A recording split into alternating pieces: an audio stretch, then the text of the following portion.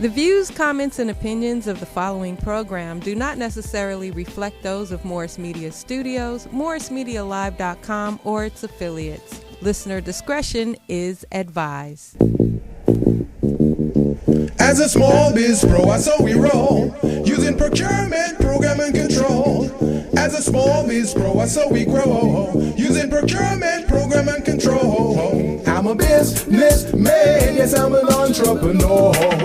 Ooh, yeah. I'm a businessman, yes, I'm an entrepreneur. Ooh, yeah. I'm a businessman, yes, I'm a... Good afternoon and welcome to the Business Zone. It is Friday, June 7th. We are into our second week of the month. The summer got here really quick, faster than I anticipated, I guess. It's so much been going on politically and personally and locally. So welcome to the show. Today we have a great guest. This is June, so we're going to be celebrating Father's Day this weekend, this month actually.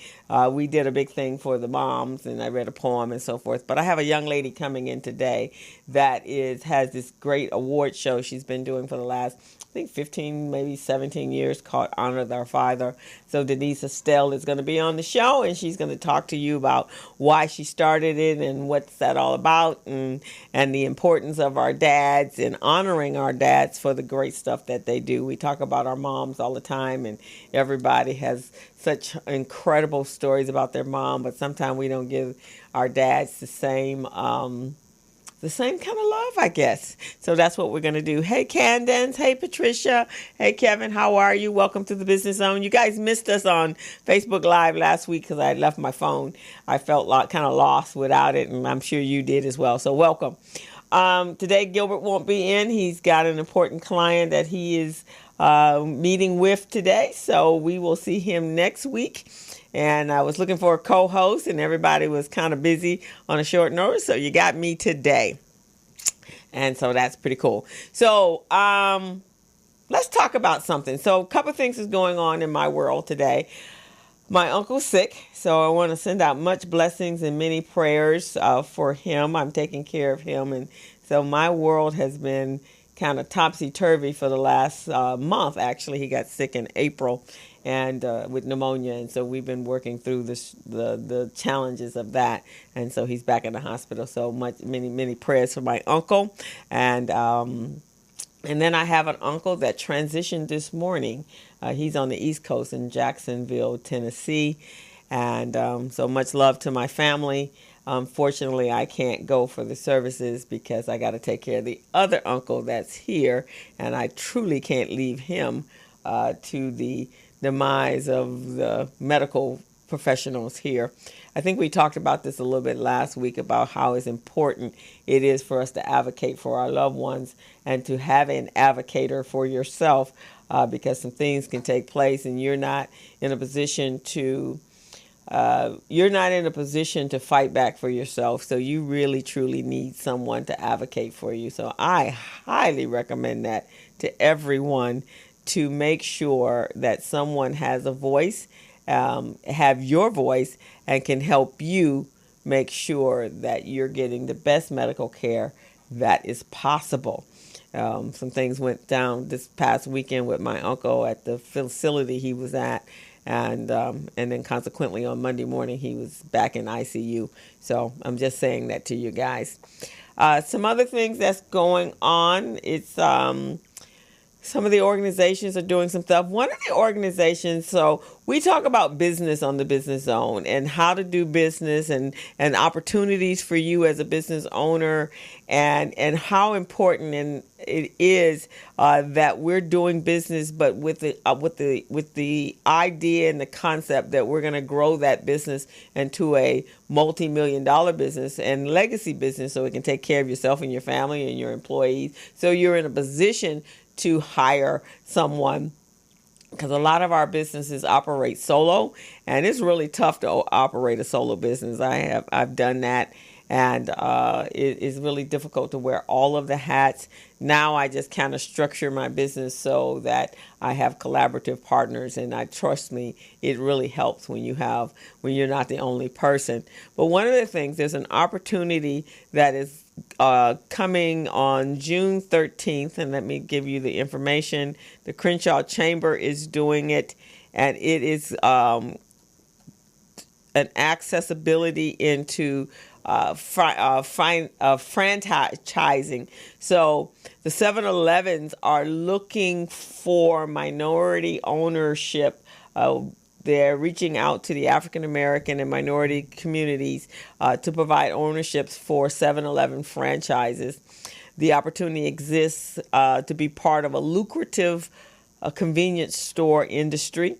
So on Thursday, June 13th, at 6:00 p.m., the Los Angeles Department of Water and Power at 4030 Crenshaw Boulevard, Los Angeles, California, which is right there at Crenshaw and Stocker, I believe, is right corner to the mall. They are hosting a seminar there to talk to you. It's a workshop seminar for minority business owners who are interested in joining the worldwide 7-Eleven families of store owners and operators. So if you're interested in franchising, so a franchise business is already set for you. All you have to do is go in and do the training. Obviously, there's an investment involved, but you do the training and you learn the 7-Eleven concept of running their business. They build out the stores, they do all of that sort of stuff, and then you come in and you operate, and you take a percentage and they take a percentage. So it's like a turnkey type of business. And so if you've always wanted to have a business, you have the money to have a business, but you don't necessarily want to start a business from scratch and developing and buying product and all that sort of stuff, then franchising may be a great opportunity for you. So you should check that out. There is a flyer out there. It's the Crenshaw Chamber of Commerce. And you can go to their website. I think it's the Crenshaw Chamber of Commerce.org, I believe it is. And then you can get information. But I would sign up right away because it says seating is limited. And I know the facility is kind of small over there, the where they're going to have the workshop. So good idea for you to go ahead and do that. And I suggest you do that today if that's something you're really interested in. We have to look for different ways to do business, and it's phenomenal to start your own business. But a lot of us don't start our businesses the way we're supposed to. We are supposed to have a business plan. We're supposed to look and see if our idea or our concept is feasible. We're supposed to work out who you're going to be marketing and who is going to be your target market and your demographics. And you're supposed to also work out and project out your numbers. Well, most of us do not start our businesses that way. We have this great idea. Somebody told us that we make the best cakes or the best pies, and we fix cars or we fix computers or whatever it is that we do, and we just open our doors and we just take it for what we know. And then when we hit a rough spot, we don't have anything to work with because we haven't done any work backup or any research to find out exactly the nature of what we're getting ready to get into. And that's a really poor way to go into business because there's a lot of time and effort and finances that are invested in starting a business. So you really want to know the ins and outs of it so that you don't waste your time or your money and anybody else's time and money as well to go into business. So that's just personally how I feel about it. So for those of you that don't want to start from scratch, then franchising might be the way. And there's some other franchises. I believe FedEx has got franchising going on. Amazon is talking about franchising. You have to get a truck and be able to be a delivery, but it's basically your business. And you have to run it, you still have to run it as a business. You still have to have a business plan. You still all need all those things that is required to have a business. So take a look at it, okay? So let's see. there's a couple of things. Let's talk about Father's Day. There's a video that I want to show that is been moving around and surfacing on Facebook, and it's in honor of Father's Day. So, LaRon, you got it? 2? Okay. So there's a dad that's having this conversation with his son, and his son looks like he's about 6 months old, maybe he's a year, and it's absolutely adorable. So let's take a look at it when LaRon has it, and let's talk about that. And let's just talk about dads in general. Okay. They need to work on that, right? Yes, okay. Did you understand it though? No. Okay. All right. Huh? Oh no, not this one. This is the grand finale of this. Yeah, that's the last one. That's what I was wondering. I don't know what they're gonna do next season because they did some stuff this time. Exactly what I was thinking. Oh yeah. Right, don't bring that again. You know what I'm saying? Don't do the same stuff. You know what I'm saying? Yeah, I was thinking that. Yeah. Like go somewhere else with that, but don't bring it here. You know what I'm saying? Yeah.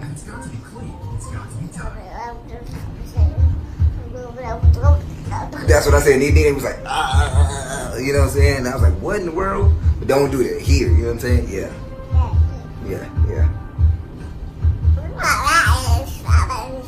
Really? I thought the same thing.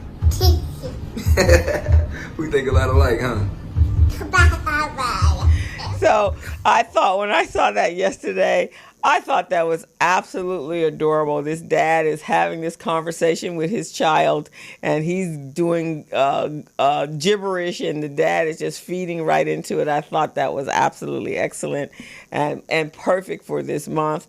I don't know about you guys, have you guys seen the videos on Facebook where the dads are combing their children's hair or their little girl's hair, and the little girls are having to instruct dad on how to comb their hair? But some dads, I mean, they are exceptional at that stuff. I don't even think my father would have ever thought to pick up a comb or brush and comb my hair. That was my mother. So that's just awesome, because a lot of times we just think our children are being cared for only by their moms and their dad is in and out. And some of us grew up like that, where our dads he took care of the household. So he really didn't have much to do with the hands-on of raising us, unless we got into some trouble, and then our moms had to reach out to him to discipline us. But other than that, you really didn't think about your dad combing your hair or laying out your dresses or washing your clothes or doing or that, or at least in my household, it didn't happen. Maybe you guys were blessed enough to have that. That didn't happen in my household. So I get a kick out of seeing dads interact with their children. So that's in honor of our fathers. Happy Father's Day to you guys. It's a pleasure and a treasure, I'm sure, to interact with your children, and they come up with the darndest things, and it's just pretty awesome. So we're going to take a quick little break, and then we're going to come back, and I'm going to talk about a project that I'm about to start in actually next week, and I'm really excited about it. So we'll be back in a second. How am I doing on your hair? Let's see. I need some more grease. Yes, you need more grease on there. More grease. And then what? And then you need to brush it and then put a band on there. Put a band on it? Yeah. Oh. You're getting through. You're almost done. You're doing a good job. Oh, thank you, sweetheart, so much. Daddy's trying the best I can. Thank you so much. You're welcome. I'm almost done. You're doing great. Oh, baby, thank you so much. You're so encouraging to Dad. Thank you, honey. You're welcome.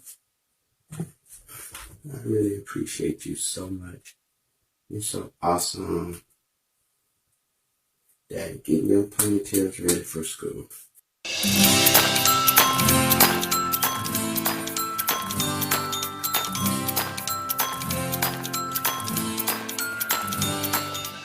Small businesses spend more than $500 million each year combined trying to find missing or replace missing paperwork. Hey small businesses, are you tired of losing out on business opportunities because your paperwork is not in order?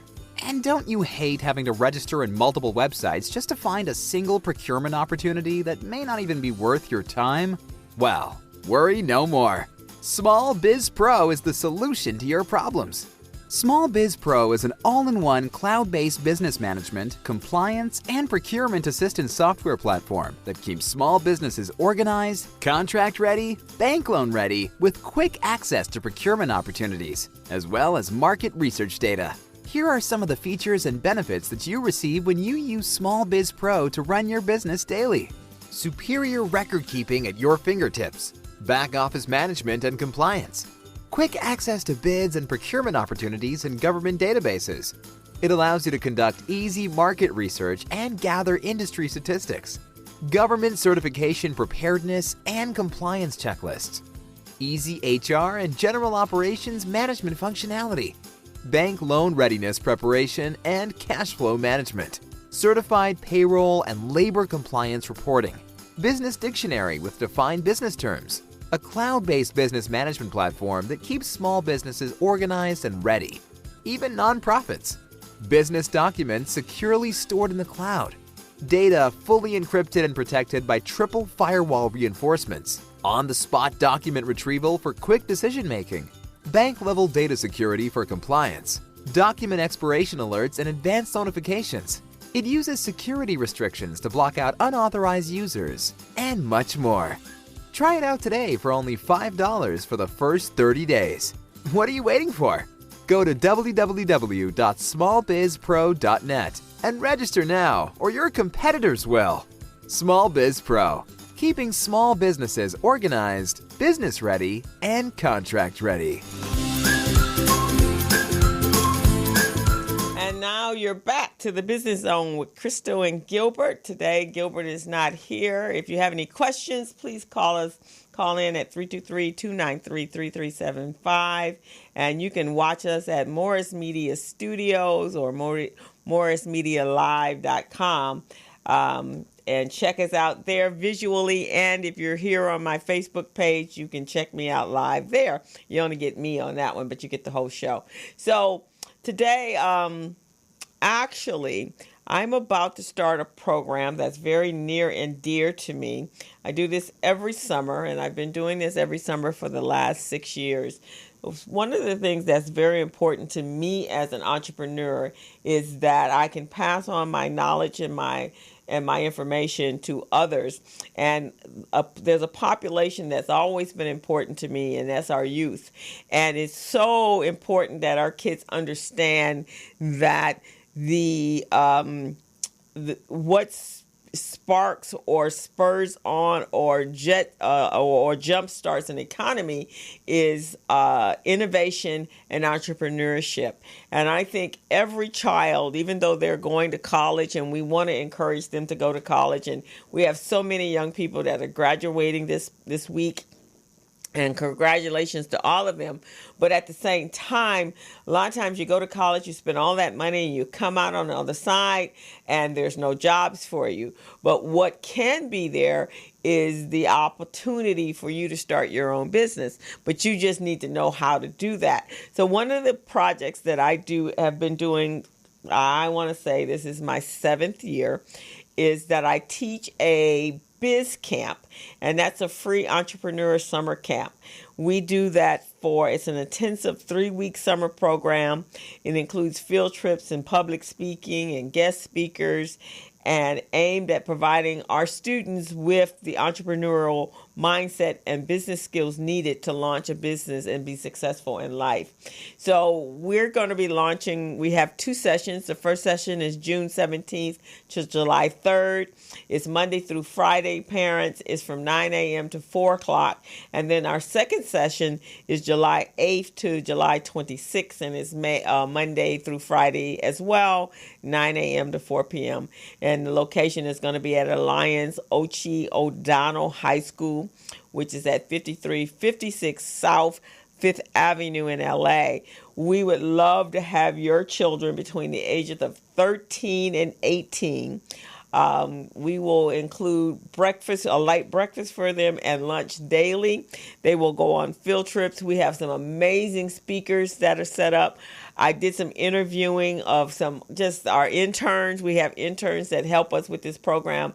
So I'm really, really excited. This is one of my passion projects, and I truly, truly enjoy it. So if you have a teenager between the ages of 13 and 18, please send them out. Now, the curriculum that we use is called the NIFTY curriculum. That's Network for Teaching Entrepreneurship. I'm a certified instructor, I'm a certified instructor. And that curriculum was designed to better prepare our children for an innovative economy.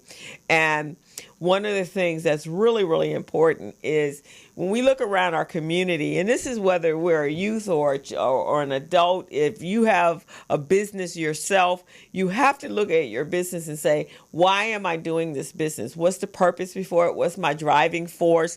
Am I passionate about this project? But with our kids, what we do is we teach them to identify a problem in their community or in their environment or at their school or at their home, and we help them create a solution, and we help them create actually an entrepreneur mindset, because that's what entrepreneurship is all about, is being able to solve a problem, creating a solution to a problem that you see that exists. So let me give you some stats.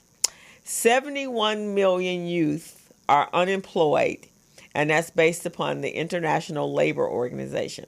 That's 71 million. So even with all of the education, and right now we're some of the best educated people in the world right now. There's opportunities, educational opportunities that were not there for many people that in previous generations. But now, with the education that they get, as well as the education that you get for being online, being educated is not a problem. But finding a job is, right? I have a nephew right now, and he got his master's, and he came back home, and he's been looking for a job, highly educated, but they're just not out there. They're just not handing jobs out to everyone, and you're competing with so many people for one particular job. But if you start your own business, you're not competing with anybody. You're competing with your competitors if you're selling the same product, but you can make as much money as you want, provided you're willing to put the time and the effort into making that happen. Another statistic that came from a millennial branding is 1 in 3 U.S. employers seek entrepreneurial experience in this hire.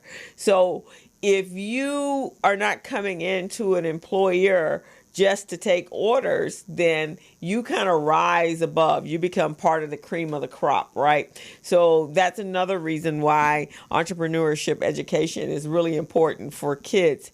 So teaching entrepreneurship changes mindset, and it changes lives, and it changes the world.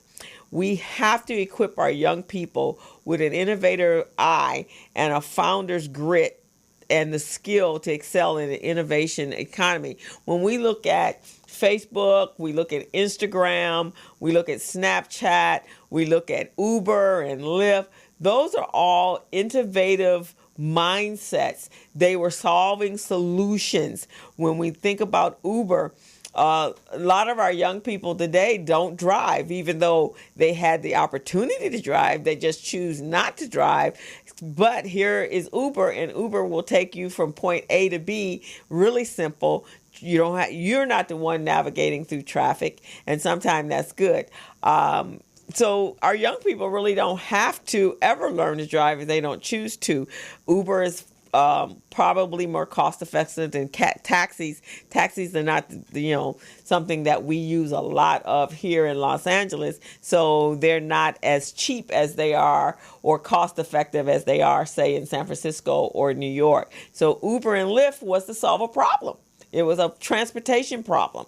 And after the recession in 2009, a lot of people had just kind of parked their vehicles because they couldn't afford it. They couldn't afford the gas. They couldn't afford the maintenance. So there you go. That was solving a problem. So that's the mindset we want our children to have. And today's economists are predicting the jobs of tomorrow won't even exist today. The jobs of today won't exist tomorrow. And entrepreneurships are in line. So that means we need constant new ideas and young people coming up with new concepts to make what we do and what we are accustomed and to make our lives easier with new ideas. So like, again, if you look at new businesses, just think about what life looked like pre-Facebook and look at how much more engaged you are in with everyday politics. You know, prior to Facebook being around, and let's see when Facebook came about. When was Facebook born? Facebook started in 2003. Okay, so prior to that, how many people actually read the newspaper? And how many people in that newspaper actually saw or were engaged in, let's say, the political world? We knew we voted for whomever we voted for if we were old enough to vote. But did we have the resources to make sure we were voting for the right people? We only could go with what the media told us about that person. We couldn't go and make an intelligent, critical decision on our own because we didn't have all the information and you didn't have anywhere to really research it as you do today. With the internet and with Google, you can research anything at the fingertips. Your cell phone. I mean, prior to cell phones, we were using beepers. We were, for those of you who are young enough or old enough to remember beepers, we had you made a phone call when you got home, right? We wrote letters. Now we text. We write emails. And in place of that, we text. And in place of messages, we actually now text. So people are available 24/7. Not always great, but it's an innovation. And that's why it's so important that we teach our children how to do that. So that's some of the things that I teach. And the curriculum that we teach is teaching our kids how to be innovative, and how to be self-sufficient, flexible, and adaptable.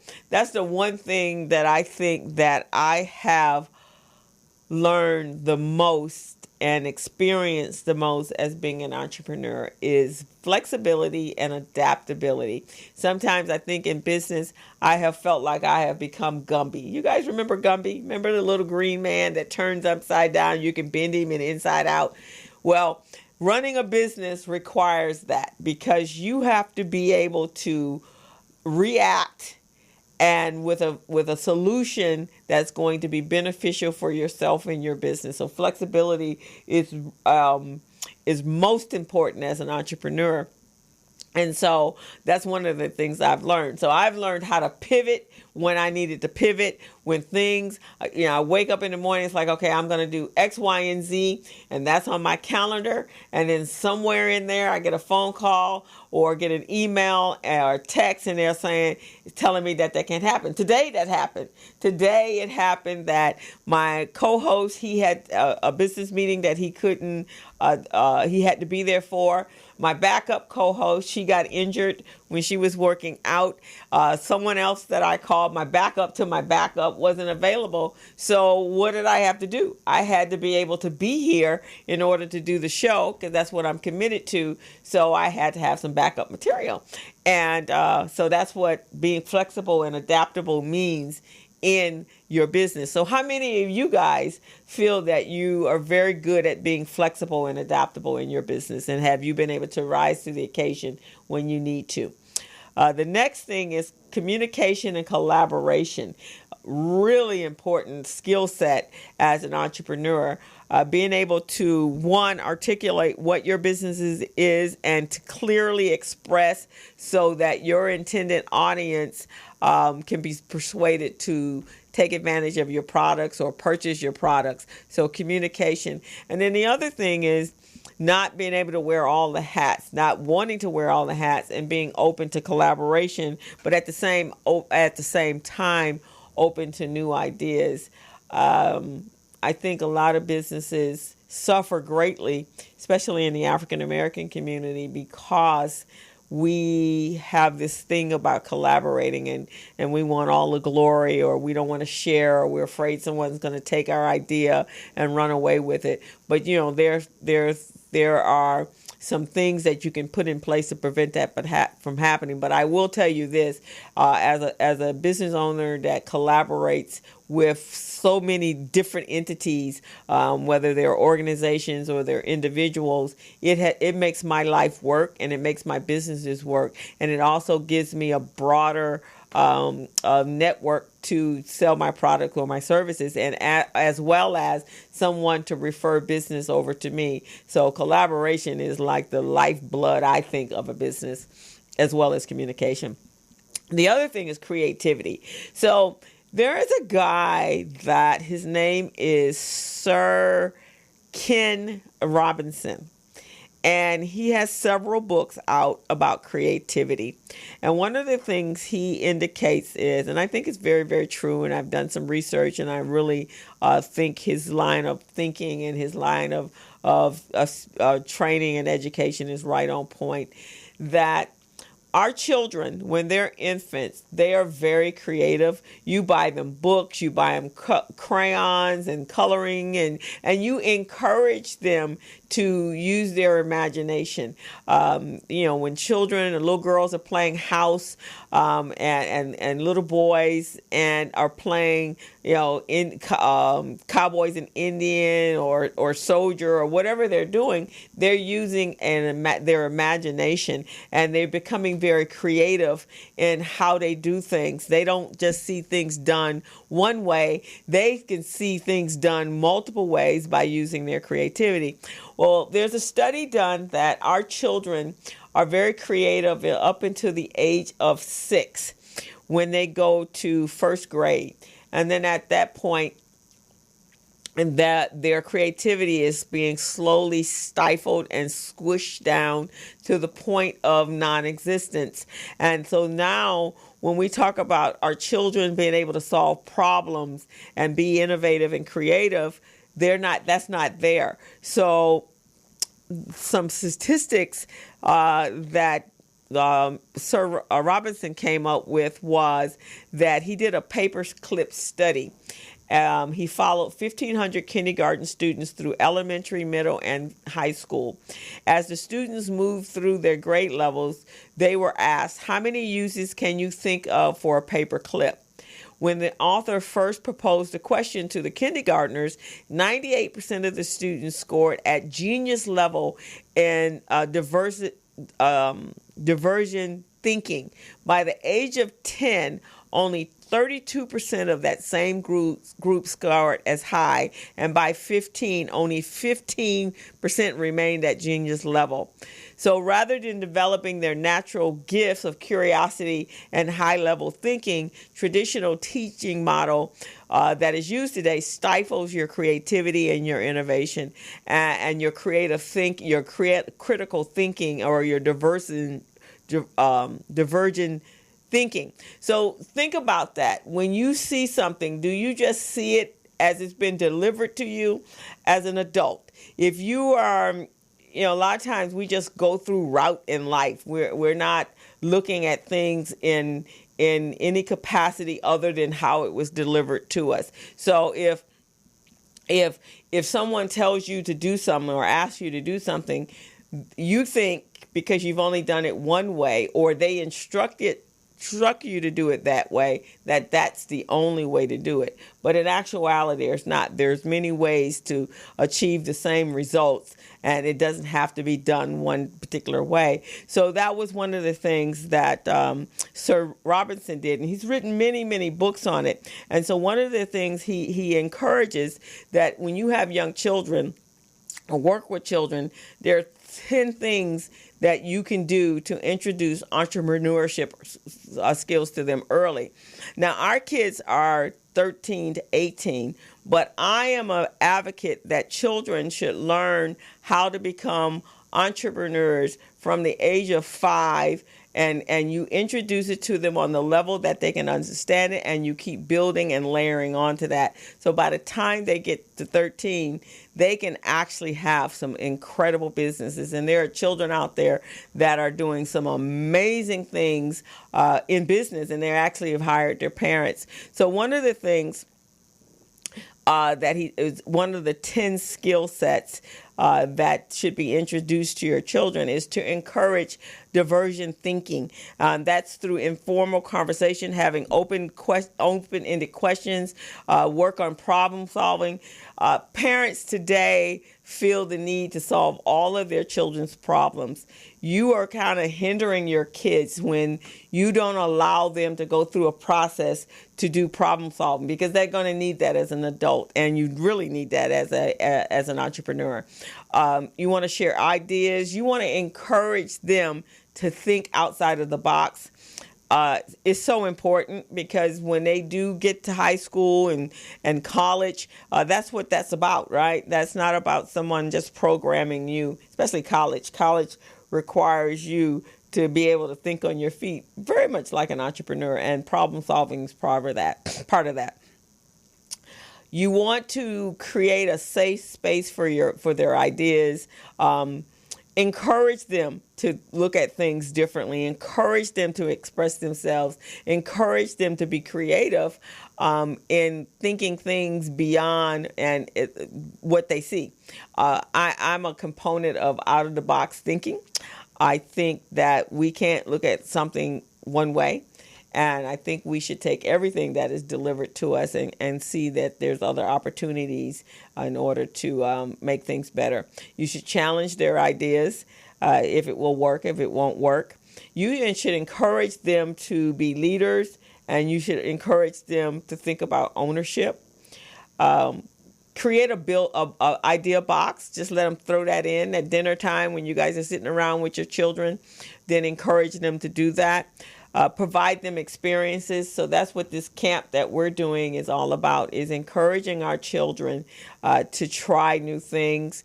We interview the kids. Some of them have ideas, some of them don't, and we provide that space so that they can use their curiosity, and we can help them grow. We help them take a bigger view at their community. Sometimes I think we operate in a vacuum, and we don't see the problems that's going on in our community because it's not happening to us. So we're teaching our children, we teach our kids in Biz Camp to do exactly that.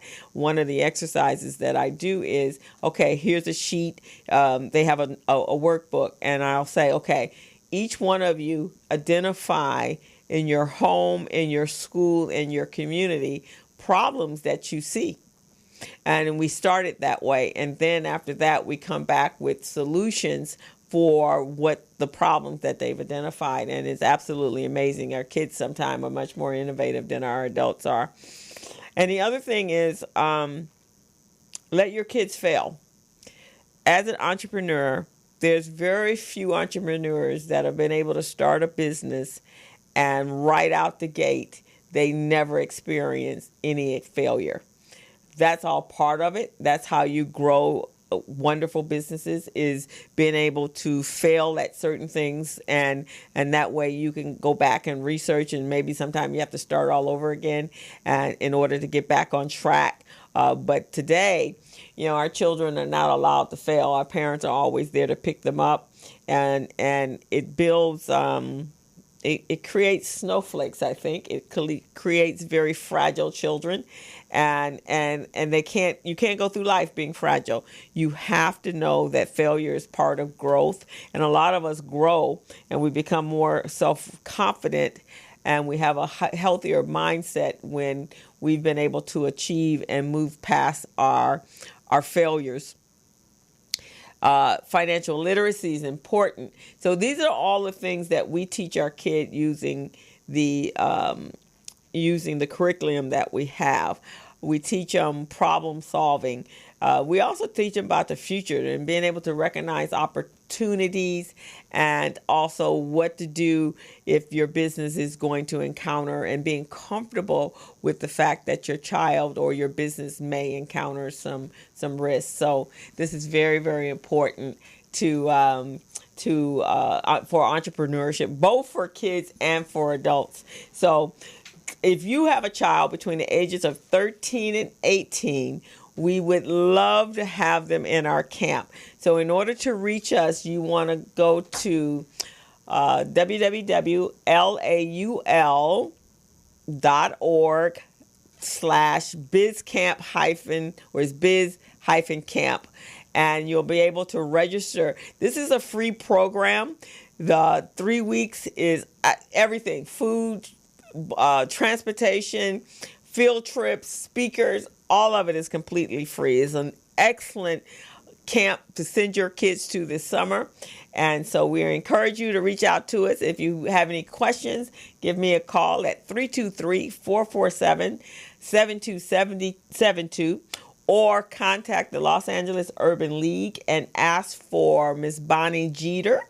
And her phone number, or the phone number for the Los Angeles Urban League, let me get it for you. Oh, wait, it's probably on this flyer. Phone number is 323-299-9660, extension 2212 to get more information. We have an orientation tomorrow, so call today. Camp starts on the 7th. The first session starts on the 17th, and we'd love to have your aspiring entrepreneur that's between the ages of 13 and 18. So we're going to take a quick break, and then my guest just walked into the studio, and I'm excited to interview her. So we'll talk to you in a minute. Subcontractors and small businesses are very good at performing their craft. But when it comes to managing their paperwork and efficiently running their business, not so much. That is why Buchanan & Associates, a multiple award-winning supplier diversity business management, technical support, coaching, and compliance firm is here to help you. Buchanan & Associates possesses core competencies in small business paperwork and government compliance, back office management and business support, business infrastructure and organizational development, light rail transportation program management, assisting small businesses in packaging and submitting their minority, woman-owned, and disadvantaged business enterprise certifications. We even match you up with contract opportunities. Buchanan & Associates has delivered more than 7,500 hours of training to subcontractors by preparing them to become business-ready, contract-ready, and bank loan-ready with the ability to quickly access key documents in seconds. Buchanan & Associates helps subcontractors accurately prepare, manage, and submit certified payroll, contract compliance, and labor compliance reports to primes so that they can get paid on time without delays. If you need to meet your disadvantaged business or small business enterprise participation goals, Buchanan & Associates can help you. If you need a qualified and experienced firm to oversee your subcontractors so that you can successfully complete your projects, Buchanan & Associates can help you. We help all businesses organize and set up their company the right way so that they can formally pursue contracts. Buchanan & Associates has assisted subcontractors and primes secure more than $90 million in contract awards. What are you waiting for? Contact Buchanan & Associates today, the small business paramedic. Go to www.thebuchanangroup.net and begin saving now.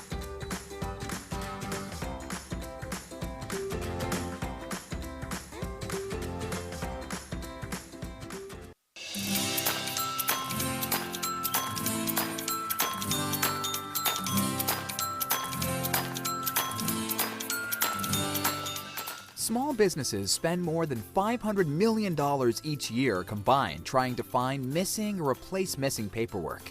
Hey small businesses, are you tired of losing out on business opportunities because your paperwork is not in order? And don't you hate having to register in multiple websites just to find a single procurement opportunity that may not even be worth your time? Well, worry no more. Small Biz Pro is the solution to your And welcome back to the Business Zone with Crystal and Gilbert. Gilbert's not here today.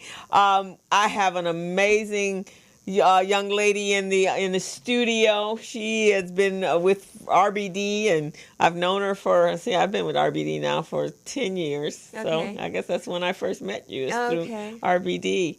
And so Miss Denise Estelle was born and raised in Los Angeles, California. She graduated from Crenshaw High and soon attended Cal State University of Northridge. She continued her education at Windsor University, receiving her BA degree, where she graduated with honors. In 2007, she founded a program called Senior Circuit, which provided services to the senior citizens in her immediate area. She facilitated this program by providing them transportation to the store, the doctor's office, pharmacy, and the library.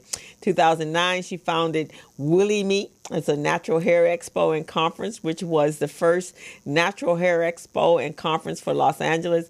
Ms. Estelle is also the CEO of Estelle for Humanity, a 501c3 organization that produces events every year that educate and inspires. She is the creator of the Honor Thy Father Awards Dinner, an annual event that takes place every Father's Day, honoring the unsung fathers and male mentors in the community. In 2009, Honor Thy Father Award Dinner was covered by ABC Channel 7 and CBS Channel 2, and going into its 18th year, the Honor Thy Father Awards has acknowledged close to 150 men consisting of fathers, husbands, mentors, and role models. Estelle Humanity made history for 4 years in a row by acknowledging the HTF honorees at the Staples Center in front of thousands. It was the very first time at the Staples Center that the men stood in front of thousands of people to be recognized for their contributions as fathers and mentors. 2005, she was the 3rd Division Marshal for the Martin Luther King Jr. Parade in L.A.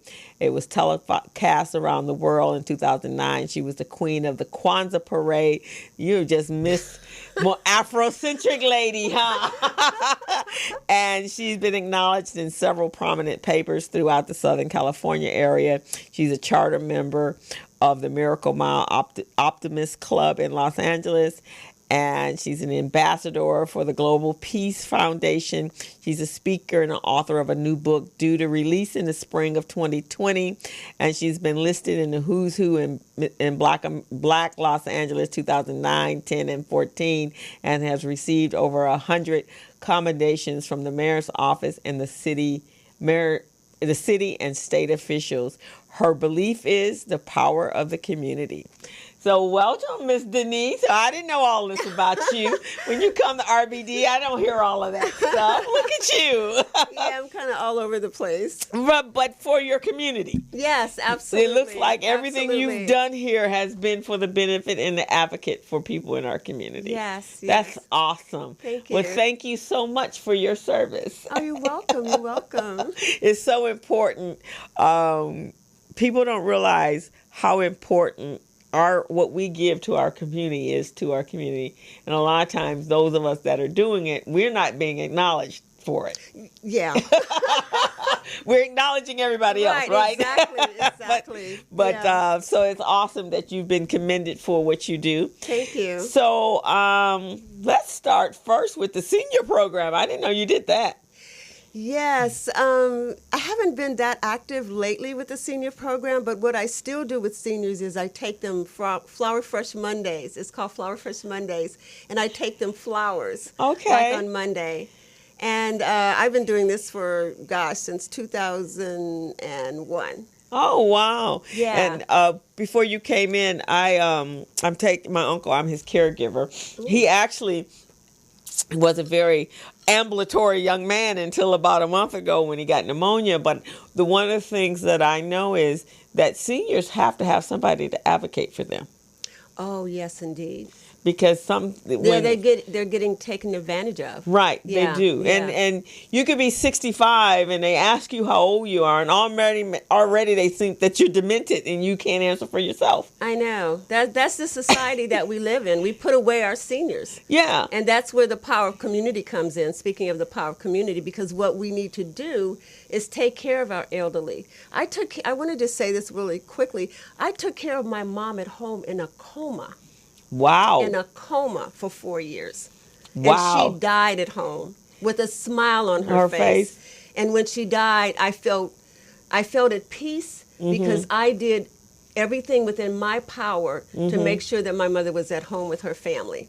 Yeah, it's so important. Since this with my uncle, just having to fight with the hospital and the doctors, and they get a baseline based upon what they see when they come into the hospital. They don't ask any questions as to what their lives were like before they got here. They just assume that this person was prolonged in a bed, and so therefore let's just ignore him. It's ridiculous. They treat them like numbers. They do. Number 1, number 2, just right along. Yeah, exactly. So for the last month, I've been going and fighting for his behalf, and so we're praying for him to get well.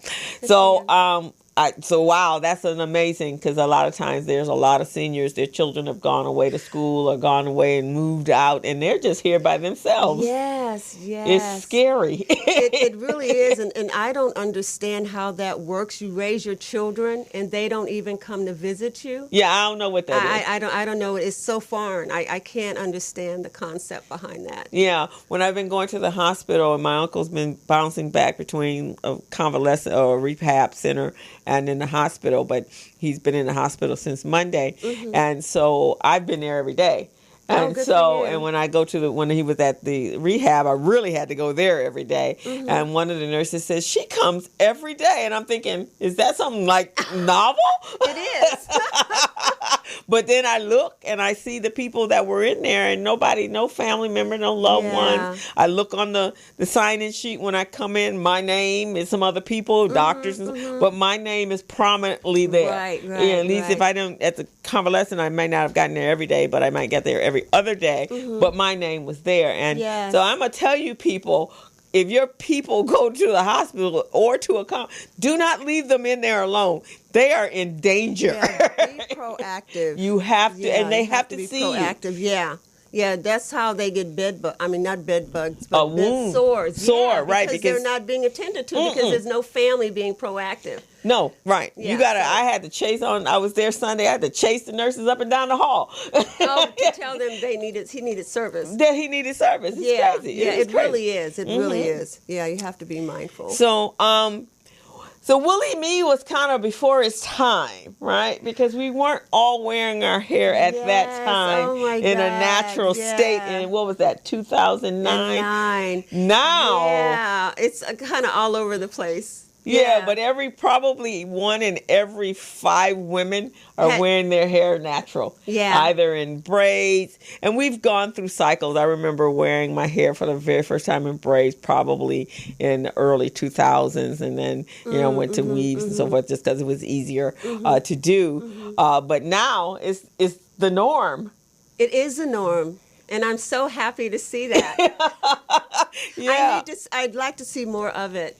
Right. Because when I see women, I don't know if I should say this, but when I see women with wigs on, my immediate thought is you're covering up your natural beauty. Yeah. You really are covering up your natural beauty. And there's so many. So the expo, because I think I came to one of them. Actually, I think I've been to 2 of them, actually. Okay. And then the products are better now. Oh, yeah. The research has gone into the products. Exactly. And so we have, because before it was so easy it was difficult to take care of your natural hair depending on the state of it and the type of hair type you had. Yeah. So that's cool. Yeah. So what was the motivation behind that? Especially since it was... Yeah, well, again, I woke up one morning and I just heard this voice say, Willie Me, and I went to my computer and I actually wrote a song. Oh, did I don't know if you ever saw it. It's a video on YouTube called Willie Me, and it's about 80 or 90 of us local Los Angeles folks in the video, and we're sporting our natural hair. Oh, and it's wow. called Willie Me. It's called, you can exercise to it, dance to it. It's Oh, a lot wow. of I fun. didn't know. No, I didn't know that. I have to send that to you. Yeah, It's so please much do. fun. Okay, yeah, Yeah. because now that is really something that, even there's legislation. I think recent legislation there was a legislation that and laws for us not to be able to wear our natural hair in workplaces. Oh, is that right? Uh-huh. In Whoa. fact, there's a young lady that she's been on the show. Her name is Tracy. I think her name is Tracy Reed, but she actually is an attorney, and that's her advocacy. Oh, I know Tracy. Tracy, right? And that's her advocacy because a lot of women were getting fired for wearing their hair natural That's or crazy. wearing braids or sister locks, That's or crazy. it's Yeah. insane when other cultures can come in with blue hair and green hair and purple hair Yeah, and exactly. nobody says anything. Yeah. But for us, because we're wearing our natural hair, they have something to say. So, but I just think I saw something 2 days ago where now no one can fire you because you choose to wear your hair natural.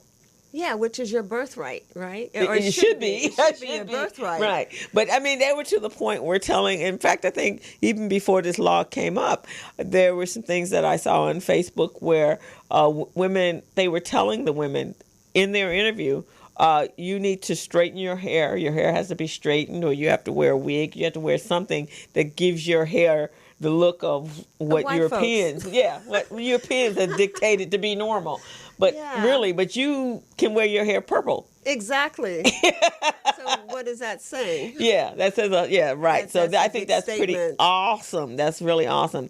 So from there, you came to the honor thy father. So where did that come from? Oh my God. Because that seems like I that's see your like a real collage of different answers. Let me start out by saying that I got a call from my daughter, Okay. and she called me and she said, "Mom, are you sitting down?" And I said, "Okay, let me sit down." So I sat down, and she said, "Mom, I have good news for you." And I said, "Okay, you're going to be a grandmother." And ordinarily, you're supposed to say, "Oh, congratulations." But literally, Crystal, my world started spinning. Wow. It was spinning because I couldn't imagine somebody calling me grandma or nana or pulling out my skirt. You know, there were places I wanted to go and things I wanted to do. And it was like, that was like a marker in time. It's like, wow, time is passing. My child, my daughter, my teenager now is going to be a mother. Wow. That's a progression of time. And I've always had this idea of honoring fathers. Okay. And I got so involved in the spinning of what we do every month, like paying the bills and paying the rent and putting gas in the car, that, everything kind of got smothered, with just day-to-day life. And so when my daughter told me she was having a baby, it was like a wake-up call. Like, time is moving forward. There's things I want to do. I want to honor fathers. And so I decided that I wanted to honor fathers within the annual awards dinner. Okay. And I spoke to several people, and they said, you can do it Father's Day, but do it next Father's Day because you need time to prepare. You need sponsors. You got to get people involved. And so, Crystal, the interesting thing about it is because it was me giving birth to this idea, people were telling me I couldn't do it. Because I needed more time. Right. But I couldn't sleep. Literally, I could not sleep. I was tossing and turning. And the reason why is because I said, you know what? You guys are in the business. You guys are right. I'll just do it next year. And so I was tossing and turning again. And then at some point, I just couldn't sleep. It's like, I got to do, here it is May now. And it's like, I got to do this. And so I didn't have the money to put down on a deposit for the room at the Nuotani Hotel downtown. Oh, okay. And so I met this lady, and so she said, "I'll let you go with the $100 down." And Wow. I borrowed the $100. And so with each step that I took, doors just opened up. Muhammad Nasruddin was our first keynote speaker. Oh, okay. We had about 150 people in the house. Oh, wow. It was amazing. It was amazing. And at the conclusion of the event, I just belted out this holler like, ah! And I know the kids must have thought I was crazy. But I had just given birth to an idea. Wow. I had just given birth to an idea. So that's kind of how it well, actually, the seed was planted when I was a little kid.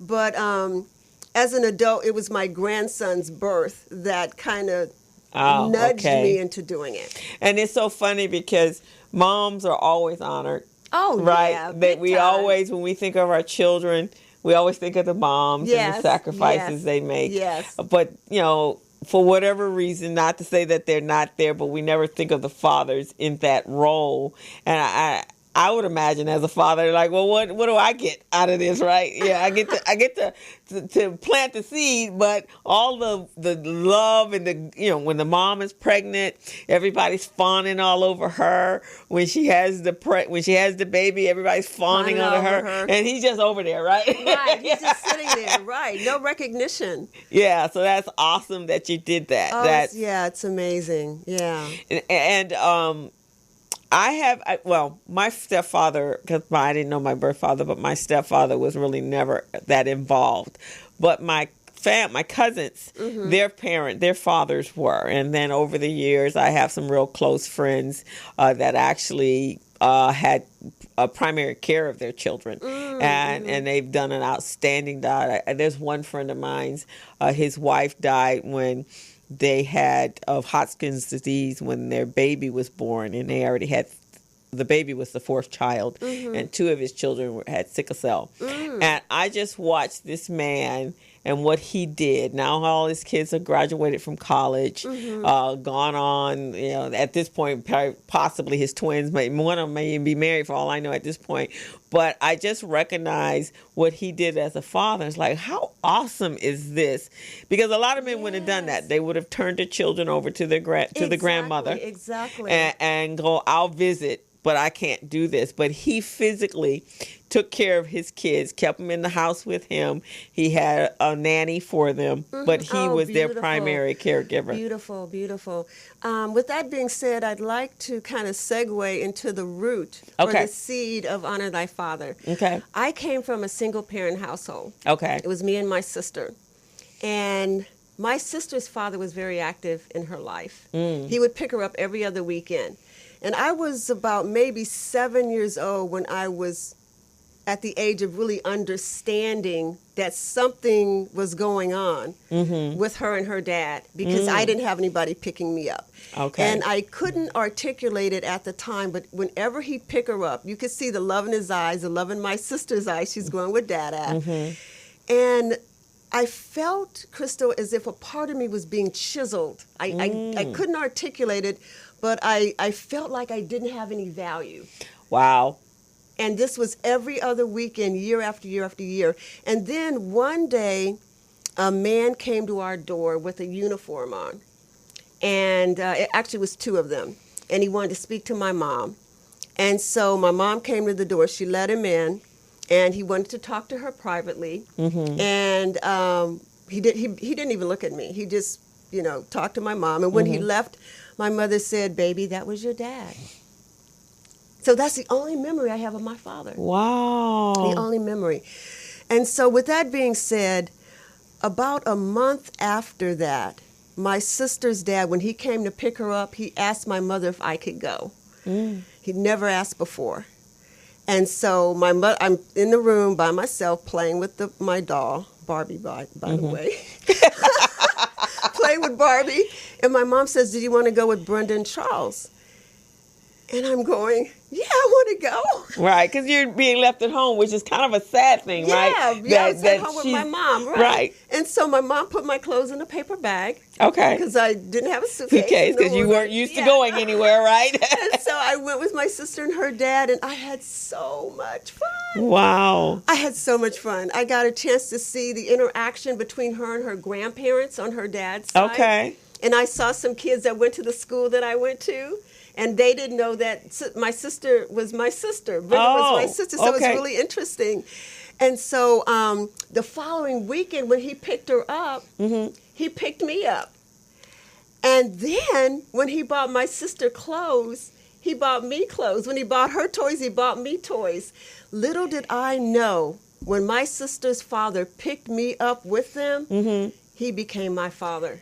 Wow. And so with that being said, we need to step to the plate. Brothers need to step to the plate. If you got a child and another child in the household, don't ignore the other child. Yeah, because that would be a feeling of worthlessness. Because exactly. Am I not worthy enough, or what's wrong with me? Because children, our little our egos are very fragile. Yes. And if one looks like they're getting more love and affection from someone, a parent, and then you have no one, it's like, well, what did I do wrong? Right. Exactly. And I guess that's the thing.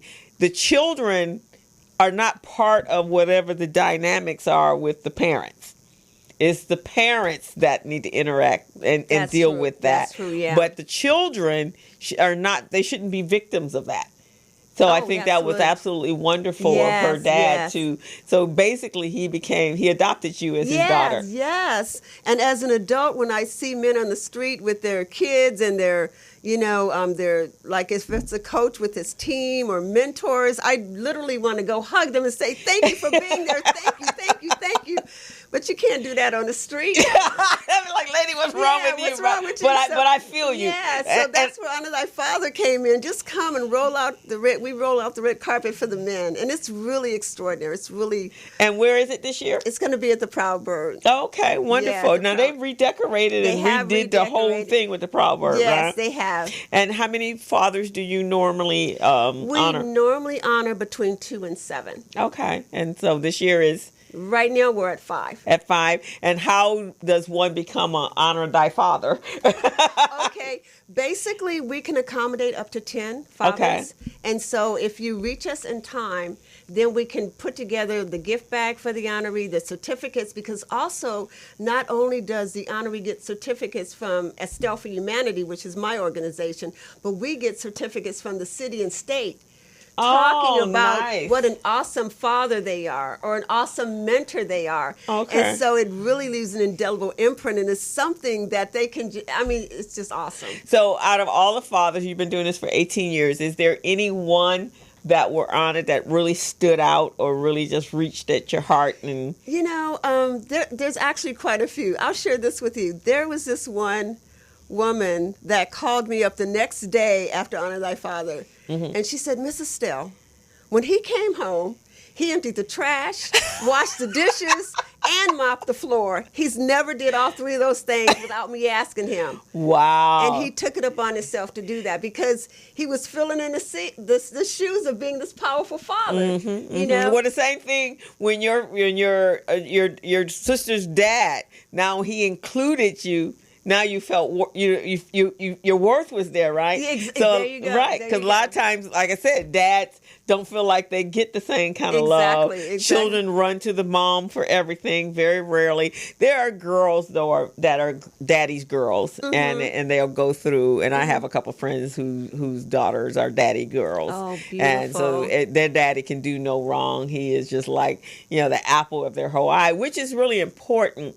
And I guess the conversation has to come to how important both mom and dad are to the well-beingness of a child.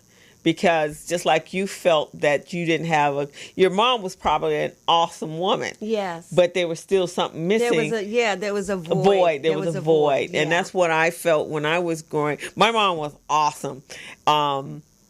My mom made a conscious decision my father not to be there, because she basically wanted him to be there 100%. And if he couldn't be there 100%, she goes, I wasn't going to have him in and out. Oh, okay. So he had a choice. So she did get married like when I was 2. Although I always tell her, at the time, I said, you probably should have had a conversation with me, and I would have probably told you that wasn't the one. And don't do that because of me. But my mom had an incredible network. Melanie says you made a good point there. That was very loving and open-minded of him.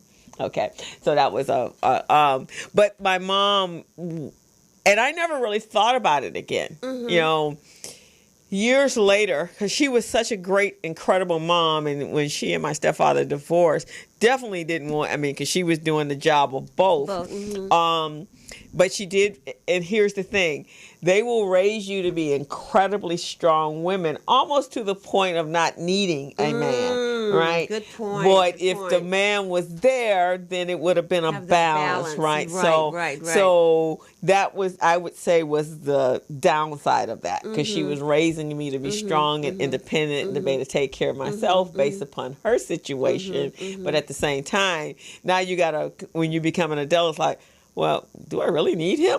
Right? Because she didn't raise me to be that way. But children need both, because you need to see from a male standpoint what a good man or a good father and how well shaped you become as a human being. Yes, yes. And I'm glad you said that, a good father, because it's more than having your father in the household. Yeah. He has to be a good father. Right. You know, not someone that disrespects your mom. You know, not someone that drinks a lot or just lazy or not. Just, you have to have a healthy relationship with your father, and your father has to have a healthy relationship with his wife, your mother, because that's what really embodies you. It fortifies you. So when you go out, when you have the love and the respect and the honor of both your parents, when you go out in the world, you are somebody. You right, you know, exactly. You are somebody. And they're sending you out with love, that's right? right. You're fortified. Right, Bring exactly. it on. Whatever coming on. Yes. And I think girls, when there's a healthy male role model in the household, we make better decisions when we're selecting our mates as well. That's right. Because we have someone to look at and go, well, my dad did this for my mom, and my dad did this, and my dad did this, and if my mom was unhappy, he was there to make her happy. And so that's what I'm looking for in a mate, right? Yeah, absolutely. And I think that's very important. Yeah. In fact, I was listening to something, or with the whole thing with the political world, with the abortions going on, someone posted something today was what the conversation should be, not necessarily the abortions, is the dads need to step up, because if the dads and the mom make a educated and a decision on the fact that we're both going to be there to take the responsibility to raise this new human and make sure that human is safe and healthy, then that could change that whole situation right then and there. Oh, absolutely. Right, because then you got to look at the broader picture of it, and not just the activity by itself. The activity by itself happens because there's so many, like you were saying, when someone says they're pregnant, or when your daughter tells you you're pregnant, you're like, whoa. Like, whoa, wait a minute. And then you're not even having a child, but whoa, wait a minute. but imagining that from a parent, mom, going, wait a minute. I had this plan and this plan, this is not part of the plan, or I have health issues, or I have something of that nature. And basically, do I want to do this alone? Yes. Because raising children is no picnic by yourself. Not. Yeah. And with that being said, when you're involved in a relationship, you have to make sure that when you lay with someone, is this the person that you want to be with? You just can't lay casually. No. Because if you lay casually, you are setting yourself up. Yeah, because the other side of that is a parent that may not be there with you, and then what you're setting your child up for in the long run, and it can be very damaging psychologically and everything. I think I didn't have children for that very reason, because I never, not that they were bad guys, because my father wasn't there as I grew up, and my stepfather wasn't, he was there, but he wasn't there. I was like, I could see and I could hear, and I was listening, and I'm going, my mom had it tough. I do not want to do that. and as I got older, and friends that I'd gone to school with and college with, and fighting to get them to come see their babies, and I was like, no, none of that looks. It's just way too much drama. So I made that decision that unless in our conversations we were doing some 100% both of us, then if you weren't committing 100% to the relationship itself, meant that you weren't going to be committing 100% to anything else after that. Exactly. So I made that. So I think that's important. But honoring the father at the award, that's awesome. That's really awesome. It really is. Now, do they know? We encourage the family members not to let the honoree know that he's being honored. Oh, so that's interesting. To most of them, it's a surprise. Okay. Yeah. Okay. And we have a portion in the Honor Thy Father Awards called Words from the Heart. Okay. And what that consists of is prior to the actual date of the Honor Thy Father Awards dinner, we videotape family and friends talking about what he means to them. Yeah, and when they see the video, Crystal, they just start crying with the shoulders going up and down. Oh my God, it's tears of joy. You know, all in celebration of him. It's just beautiful. And that goes to say that, you know, we don't compliment each other enough outside of special occasions, huh? Exactly. So exactly. You know, people give you all these amazing words of accomplishment and love when you're leaving this earth, but you're not there to hear it. Exactly. So this is great. So they hear it while they're alive from the people. Exactly. Yeah, Honor Thy Father is really special. And generally when you take your dad out or your mentor or whomever out or father or whatever out to dinner, you just go to dinner, you get them a tie or golf clubs or whatever, and that's it. Yeah, socks. Socks. But with Honor Thy Father, we allow you to kind of step back and really go into what the relationship is, what he actually means to you. That's why I'm so excited about Words from the Heart. It's really, really amazing. That is really, good. Really amazing. We're going to take a quick break, and then you're going to tell me the Words of the Heart. Has it always been there, or was that a new addition to the program? Okay. We'll take a quick break. And are you there, Laron? Did he? Oh, okay.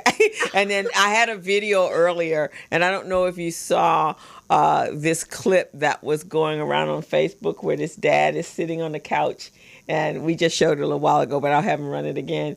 Where his little baby is sitting there, and they're watching something on television, and the baby is going, and he's going, yeah, man, it's awesome. So I'll have LaRon do that again. Beautiful. But I saw it yesterday, and it was just like perfect. I was like, she's gonna be here, but you know, when you see, like you said, when you're walking down the street and you see men playing with their kids, or they got the stroller, or men combing their hair, their baby hair, that just melts you.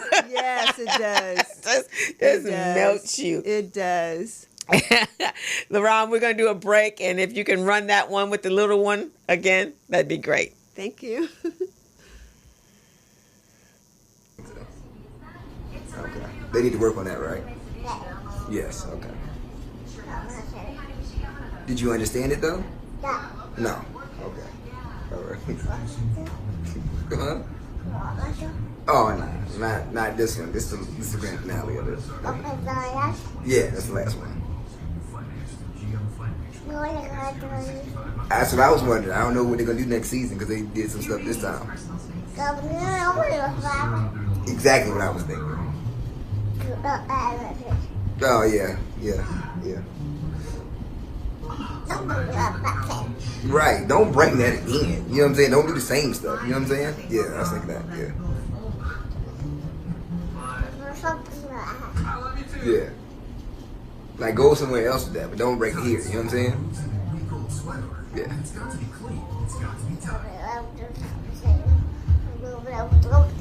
That's what I said. And then it was like, you know what I'm saying? And I was like, what in the world? But don't do it here. You know what I'm saying? Yeah.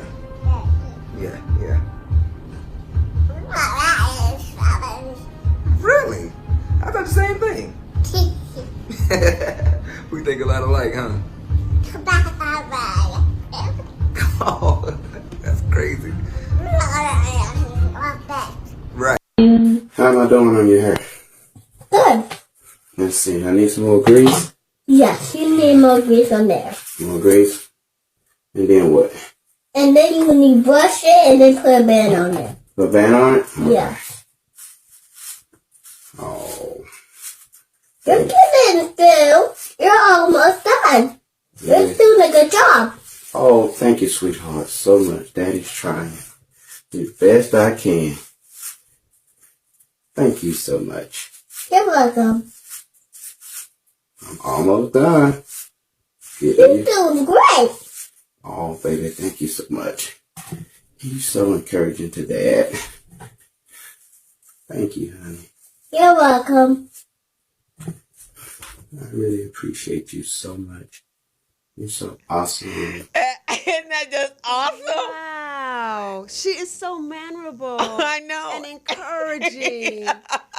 Oh, my God. Now, can you see yourself with your dad and your dad combing your hair? Wow. That was so moving. Yeah, those are the Both of them. Yeah. That warmed my heart. It was already warm, but now you... Oh, that's so beautiful. So when I saw that, I said that would be perfect since this is what you do. And we don't see that. Right? You see those interactions with mom, and usually mom is taking the babies to school. Exactly. I have I sit on the board of a tennis program called Pete Brown Jr. Tennis Program. And so, and prior to that, I taught kids how to ski. So the ones that were bringing them to the sport in those type of sports were their dads. So I actually saw dads interacting with their children on that level. And when we were doing the skiing, several of the dads actually would go on the trips with us. So they had to help get their kids dressed and get them. So it was just awesome. And now with the tennis, we created a adult team so that the parents would learn how to play tennis. So then they could hit with their kids as their kids are growing into the sport. And so it has been wonderful because after we finish our lessons and the kids finish their lessons, then the mom and the dad or whichever, and usually it's the dads that's there, that they can hit with their kids. And it's just an amazing experience, just to watch them. And then they're sharing a sport that they're both learning together. Oh, that's beautiful. Yeah. So, but yeah, it's the father component that sometimes is always missing from the equation. Generally. Yeah. And when we were growing up, and traditionally, dads were just there to be the caregivers. Yeah. Right. Well, the money makers. They're the money makers. Yeah. So they go to work, they come home. And they're so tired, generally, by the time they get home, they eat and go to sleep. And there's really no interaction between dads and so forth. And so the open relationship is usually with the mom. They feel like they can go to the mom and talk about just about anything. Right. Yeah, but they're not with their fathers. Exactly. So what you're doing is awesome. Oh, it is awesome. Yeah. You got to come this year, Crystal. Yeah, that's next week. Yeah, I think I should be able. Yeah, I'll look at my calendar. That would be pretty good because it's really important. I think, especially in today's world, when we as African American, we get hit from every side, we do need to create that safe haven within our own homes so that we will be fortified when it's time to go out into the world. Yes. Because when that love is solid at home, you can pretty much take on anything. Yes. I think. As you're saying that, I'm just kind of reflecting because I think generally, and it may be in most households, the families, they don't eat together. You have the women in one room and the men in front of the TV looking at the game, and then the kids in another room playing video games. Everybody's in their own different world. And so what we need to do is sit down. A lot of people that come to Honor Thy Father and sit down with their families, they haven't did it not only in months or weeks, but years. Really? Years. Wow. They haven't sat down and broken bread in years. And that used to be, because when I was growing up, now that, well, not necessarily with my stuff, well, sometimes, but basically that was kind of a rule of the house. That we all ate together. That's beautiful. We may not ever see each other throughout, but we all ate together. Now, my sister, when the boys were younger, that was a rule in their household. That they had to be eating together. But she had a unique situation because she worked. My brother-in-law, he worked at UCLA, so he had a set hours. She is a mortgage broker, and in real estate. And so a lot of times she worked really late. So when her kids were real young, our mom took care of them in the daytime, but her husband would pick them up and then he'd bring them home. He's the cook in the house. Oh, okay. And so he would make their meals, he would give them a bath, and he'd get them ready for bed every night. And that's how they grew up. And so my youngest nephew, my brother-in-law is an incredible cook, and so he makes we call it his favorite macaroni and cheese. And so we were my nephew at this time, he's a teenager, and we were down at the beach at Venice Beach, and somebody had some little samples of macaroni. So Travis, they were handing it to us. He goes, "Is it gonna be like my father's macaroni?" Like, no, I don't think so. He goes, "Well, I don't want it." And he grew up, he didn't even do baby food. He went straight from formula to his dad's food. So if he would go over to somebody's house and they were feeding him, McDonald's, he's like, "Where the real food?" There you go. And this is not real. This is snack. This is in between the dinner. The real, where the daddy food? But those are the kind of things kids remember for their lives, right? That's true. So I think, it would be men. You don't even know what the joy is, so you do need to step up to your chore. It's not a chore, because the love of a child is something that can't be duplicated. No, it cannot. Yeah. I just want to touch upon eating together, dining together. Okay. One key point that I want to make to everyone that's looking and listening: don't have your cell phone at the table. Do not have because most of the time you even go to restaurants, you have families. But nobody's talking, right? They're looking at their cell phone. So what's the point? Interact, find out, about each other. Yeah. It almost need to be the rule where the cell phone gets thrown into a box. Yeah, there you go. Everybody. Yeah. No, in our family, at holiday time, my brother-in-law cooks for every holiday, but at Christmas and Thanksgiving, especially when there's a number of multiple days where we're off, we have game night. And so we're laughing and playing. I love it's that. a game that we play, and so everybody's fun. And my brother-in-law, he takes different ways, and it's like, "Well, Daddy, you cheating," but it's a time for people to have fun, bonding, and I think that's what's missing. I think from our children's lives. It is. Yeah, and ours as well, because that's a good time. Remember the movie or that series Soul Food? Oh my God! Yeah, where they all came together on the holidays Sunday. Or something. Yeah. They all came every Sunday. They had to go to their big mama, to the mom's house, and everybody, the entire family had. Got it. Okay. Yeah, had Sunday dinner together. Yes, isn't that? That's heartwarming. That's beautiful. Yeah, so that's kind of the premise of what you're doing, is creating that feel for the father of that he's more than just a breadwinner. He really is. He really is. Yeah. That's fine. Yeah. Did your mom ever tell you why your father? You know what? She never mentioned him after that. Okay. So But she must have mentioned something to your sister's father, and he just stepped up. And that could have been also, he didn't know whether he could, your stepfather, your sister's father, whether he should step in that role. Sometimes I don't think. Oh, right. You know what I mean? He might have been able to step in that role early, but he didn't know that he wanted to stay in his lane until he was given permission to step in, because he probably could have, if he did it that easily and simply. Yeah, he just came in, and it was just so awesome. It was just, I felt like I had a father. Oh, that is awesome. Yeah, so that was just always there. And so years later, Honor the Father came up out of that. Yeah, it came from, because I really flipped the script, because you can actually say, because my dad wasn't present, he looked at me and walked out the door. Yeah. I could have an adverse effect with men, about men. You definitely could have. Saying men are no good, blah, blah, blah. But I took the positive side, because I could feel the love and what it means to have the presence of a man in your life. Yeah. He wasn't, how some guys may be flirtatious, but he was just the straight and narrow. He was a dad. He was a dad. He was a good man. He stepped to the plate.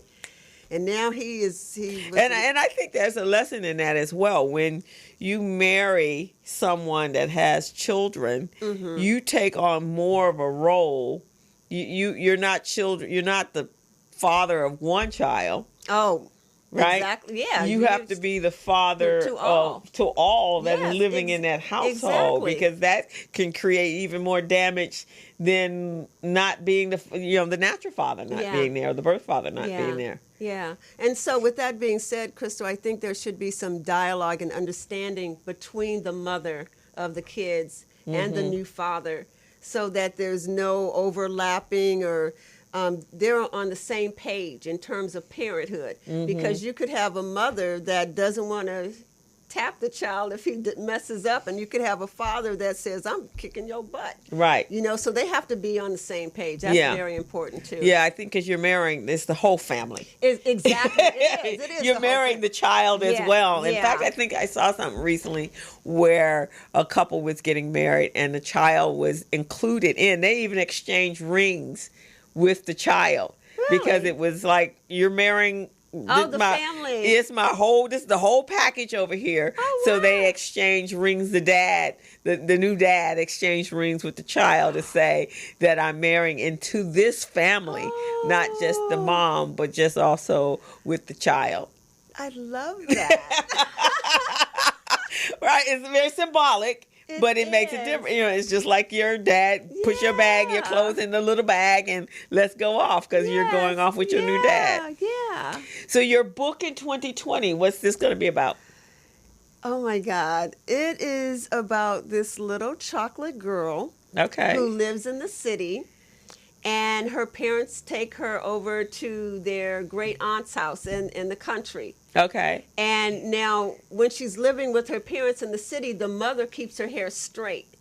And so when she lives with her aunt in the country, the aunt doesn't do hair. Her aunt has long locks, as a matter of fact. Okay. And so as her natural hair grows out, she begins to see what she's never seen before. Hear what she's never heard before.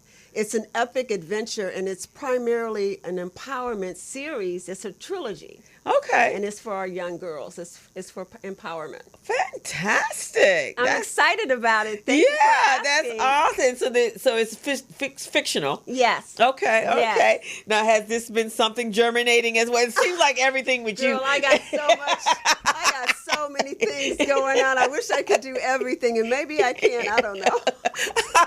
So that's been germinating to your story, and that's part of the Woolly Me, right? No, that's not part of the Woolly Me. That is actually, this kind of came along maybe 7 or 8 years ago, about 2011. Okay. Yeah, and it's kind of been simmering on the back burner. And I really need to step up and get it done, because it's going to be so beautiful. And right now is a good time for that. Yeah. It's children, young girls understanding and really embracing their bodies and who they are and loving themselves for who they are. Who they are, exactly. Yeah, I was just having a conversation with the studio, Felicia, and she was saying, somebody was on the show before us, and she goes, it really, really bothers me when young girls can talk about themselves as being hoodie or ratchet or that kind of stuff, because, that cannot be their thought processes. That's somebody else's thought processes. Oh, that was handed down. And trying to embrace that as, there's a good hood, being a hood rat or a good rat. No, women should hold themselves to a certain standard. Exactly. Or people, period. Exactly. But definitely women have to hold themselves to a certain standard. Yeah. I forgot where I was in a parking lot, and these two women were getting out of the car. They looked to be like in their 20s. And they were referring to each other as B-I-T-C-H. Did you get that B-I-T-C-H? But they said the word. And it was so normal. Right, exactly. And I've heard that, and I'm thinking, my girls and I would never call each other that. I know. Words are powerful. Right. They have energy. What are you saying to each other? You're actually tearing each other down. You really, really are. You really are. Right. Because at some point, in a subconscious, you begin to think of yourself as to, my sister, and, you can do this and you're all that and you're powerful, but you call yourself, B-I-T-C-H is like, No. No, yeah, right. yeah, So but that's that book and series of books like that is good because Yes. for us, I think, with all that we've gone through as a people, a lot of it, our self-esteem and our self-confidence and always looking for other people to acknowledge our beauty and our brilliantness is from somewhere else is a detriment to us. You know what I mean? Yeah, I think what we need to do is look at our uniqueness Yes. as a gift from God. Yes. You got natural kinky hair, rock it. Right. You got dark skin, rock it. Right. Nobody else has it. Right. Walk in your authenticity. Right, And that's exactly. what we need to do rather than trying to be like everybody else. Yeah, we just be ourselves. Whatever ourselves. you're comfortable being who you are and being the best at who you are. Yes. We don't have to have anybody's approval Yes. or consignment from anybody Yes. to say if you're dressing, and I've seen you in your African gear, and girl, you be rocking it. I think, where was that? We had Dr. Rosie. Oh, Dr. Rosie. You walked in Oh, my and you were God. it was like an African princess walked in and you were standing tall and it's like, look at her. That is so interesting because I kid you not, Krista, whenever I wear that outfit, people want to hug me. Yeah, you look royal. People just want to hug me. I mean, the minute you hit the door, you're like, oh my God, it's an absolute beautiful outfit. thank you. But it just makes you like she's, from your African, wherever you came from in Africa, you're walking in your rightness, girl. Thank you. But I think that's important. I think that's why it's important for us to even know, where on the motherland we came from. I think it really changes. It does. It can change who you are and how you think of yourself, because a lot of us have a concept that we started and we began here. Yes. We didn't begin here. No, we did not. Not even close. So I love to see it now that people are embracing, and I don't know whether they're doing it because of Wakanda or whatever, but when I see us in our African wear and we're really walking like this is what we've always supposed to have done. Yes. Yeah, that's pretty awesome. That is. So do you see what's the future of Honor Thy Father? Are there some offshoots to that? That's a really good question. I'm going to say a book. Well, let me just say this. Generally, when you produce an event of this magnitude, you have sponsorship. Okay. We do not have sponsorship. Okay. And we've had the Walmarts, the Toyotas. We've had big sponsors in the past, but they come and go.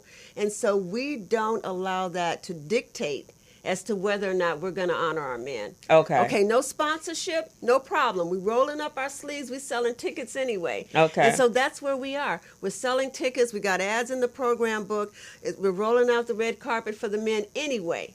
Because this is a community effort. Okay. Yeah, and we're just walking in our truth, honoring our men, and it's going to be awesome. And by the way, it is Wakanda dress. We're going to be Afrocentric. Ah, okay. That's wonderful. Yes. There's some ways you can make some money with it without having sponsorships. Yeah.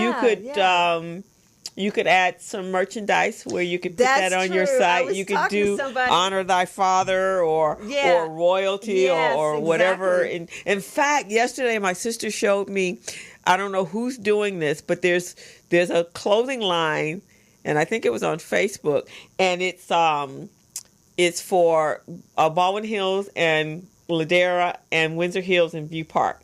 So it says Black Beverly Hills is one of the shirts. Wow. Another one has Slauson and Overhill. Okay. And another one has Slauson, Overhill, View Park, Windsor Hills, Baldwin Hills. So this is new merchandise that someone created. Yeah, you know what? As you're saying that, I'm thinking Crenshaw of District to it. Nipsey Hussle that created Crenshaw something on the T-shirts.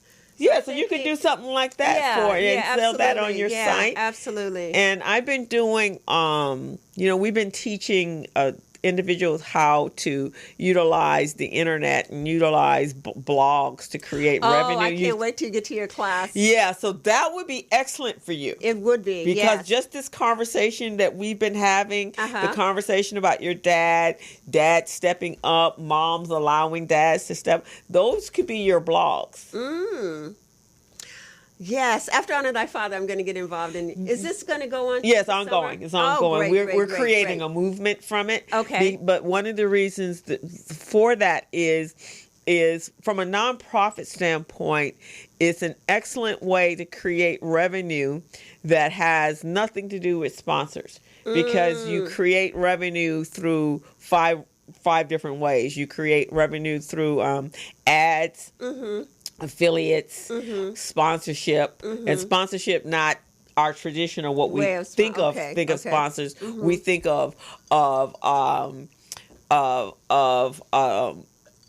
ads or people that or ads on the internet that want to sponsor your page because you're driving a certain caliber or certain people to your site and the number of followers and traffic that you're getting from that site. And then the other is membership, and then your own product. Okay. So, I'm excited. Yeah, so that would be great. And you could even do something to the nature of, because we have a community of writers. And especially with Dr. Rosie's book on tour, right? You could create from an Estelle Humanity standpoint, that could be your blog, and then you could have or Honor Thy Father, and you could have writers contributing to draw in the traffic. That's awesome. So Huffington Post is a blog. That's not a news outlet. They're a blog. And so they're contributing authors that write the articles, which is why they produce so much content. And they make about $14 million a month. I thought you were going to say a year. No. Oh my God. Yeah, that 14 million. That's some real money right there. You don't need any sponsors. Girl, just think you can of have what retreats you for can Honor do. Thy Father. Yeah, Oh my God. it's a whole different avenue. From a nonprofit standpoint, from a individual standpoint. So food blogs make somewhere. There's one of my colleagues. His client makes about $150,000 a month. Wow! Now that changes how we do business, and we can make some serious changes in our community. Yes. Oh my God, that is. Right. So that's what we're teaching. And that's why it's a movement, because it has nothing to do with us. If you never even put on there your picture, no one would ever know what color you are or what your ethnicity is. You're just writing good articles, and people are following those articles. And a good blog could be anywhere from 250 to 500 words. Wow! And if you're generating them twice a week, and the one company that we use as an example, they produce blogs on Monday and on Tuesday and Thursday, or Monday and Thursday, and they've been doing this since 2011. And even one year they even took a retreat. 2 years they were gone on a retreat to the Philippines, and they were writing from an internet cafe. Wow! And they were still making that kind of money from the beginning. Okay, I'm in. So that's a good way, and that's how what we're trying to do is help people see other ways, thinking out of the box. Because traditionally we think, okay, we got a nonprofit.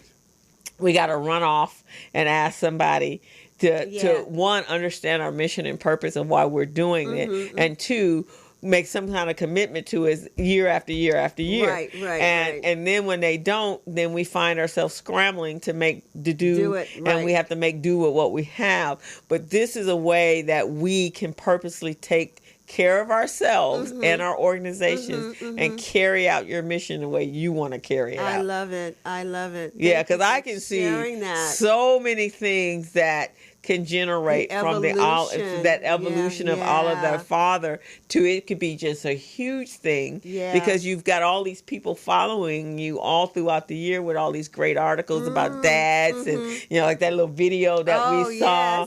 And it's necessary. That's something really necessary right now as a healing community. Yes. Yeah. Wow. We need it's like we have to become 24/7 with our causes and purposes and to create that solution that we need. And healing is a big part what needs to go on with us. That's true. That is Because so we true. don't stay in our, we don't stand in our authenticity. We live in a world that we're surviving and not thriving. Yes. Yeah. Definitely surviving. Yeah. Yeah. We're just surviving. Yeah, and with that being said, I think a lot of people are so disconnected, discombobulated. They're just so busy on the treadmill of life, just paying the bills. The rat and race of life, spinning. right? Yeah. they're- And sometimes you they feel like you're spinning your wheels and like, what am I getting on the other side of this? Yeah, and then after you do it, finish that month, you got to get ready and do it. Yeah, you got to get back into that run. And it's like, like hamsters, and then right? you look up and you're like 90 years old, and it's like, Right, vacations, none of that stuff none of you've got that. to do, or just to basically enjoy life. Exactly. Enjoy the relationships that we're in. Exactly. Enjoy the mom and the dad and the child, yes. because you're so busy trying to survive Exactly. that we lose out on the joys of life. Exactly. And for us, it's all about the economics. Without the money, that's why we're on that treadmill. Exactly. Right. Exactly. And always feeling like we're looking for a handout, but in actuality we're not, because it's just the opportunities are not there, and the information to do things different is not openly provided shared with us. Right. So when my colleague, when Armand came to me and said that he wanted to do this for me and for our community, I was like, really? And he said, yeah, I want to teach them how. He knew my passion, and he's watched me and how I advocate for our people all the time. And so and years ago, I met him a couple years ago, and the evolution of RBD is that our resource guide has to become digital. And it has to be in an app form in order to reach down so that we can create that legacy. Okay. So, and right now, in fact, Jackie and I are getting ready to launch a crowdfund Really? to reach out to all of our community because our sponsorship has tremendously dropped. So we're just pretty much operating it on our own, but we could be doing so much more. Right. And when you think about what Muhammad why he created this organization, we need that more so than ever. It's us supporting each other and creating that economic empowerment and development in our own community, being able to purchase property, land, so that we have a say-so in who our politicians are